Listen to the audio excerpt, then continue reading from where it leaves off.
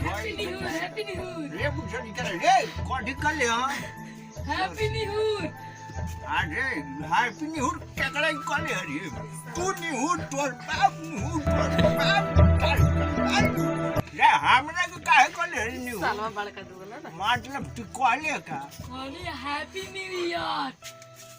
अच्छा happy new year मतलब का होला नया साल मुंह मारक हो अच्छा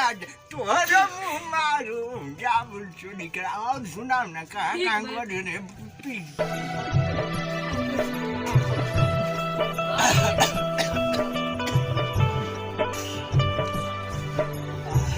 बुढ़निया हो गल बन तनी